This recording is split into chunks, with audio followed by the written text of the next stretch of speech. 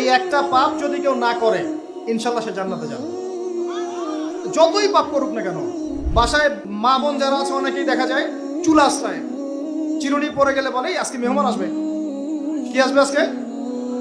মেহমান আসবে আজকে বললেই সে বাসা থেকে বের হচ্ছেন, আপনার পাঞ্জাবিটা একটু আটকে গেছে, আপনার স্ত্রী বলছে একটু বসে যান, অমঙ্গল হতে পারে, বসে বাস মুশরিক, শিরক হয়ে গেল। মুসলিম সমাজে রন্ধ্রে রন্ধ্রে শিরক। এখন রাস্তাঘাটে উঠতে বসতে পেপার পত্রিকা খুললেই শিরক। পেপার খুলবেন রাশিফল, সিংহ রাশি কন্যা রাশি, দিনটা কেমন যাবে বিশ্বাস করলেই মুশরিক হয়ে যাবে। রাস্তার পাশে টিয়া পাখি দিয়ে ভাগ্য পরীক্ষা করছে, হাতটা দেখে দেন তো ভাই কি আছে, বললেই শিরক হয়ে যাবে।